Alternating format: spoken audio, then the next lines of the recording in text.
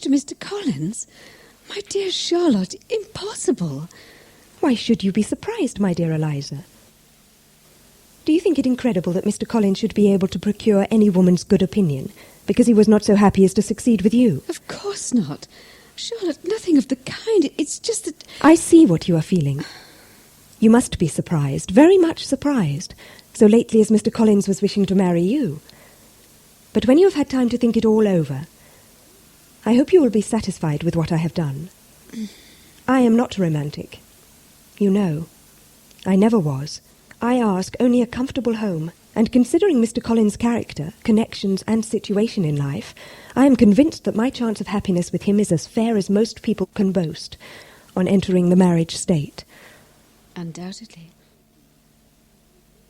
Indeed, Mr. Bennet, it is very hard to think that Charlotte Lucas should ever be mistress of this house, that I should be forced to make way for her, and live to see her take my place in it. My dear, do not give way to such gloomy thoughts. Let us hope for better things. Let us flatter ourselves that I may be the survivor. I cannot bear to think that they should have all this estate. If it was not for the entail, I should not mind it. What should you not mind? I should not mind anything at all. Let us be thankful that you are preserved from such a state of insensibility. I never can be thankful, Mr. Bennet, for anything about the entail. How anyone could have the conscience to entail away an estate from one's own daughters, I cannot understand. And all for the sake of Mr. Collins, too. Why should he have it more than anybody else? I leave it to yourself to determine. It seemed to the Miss Bennets that the Bingleys' absence from Netherfield was becoming an established fact of uncertain duration, but a letter arrived from Miss Bingley, putting an end to any doubts they might have had on the score.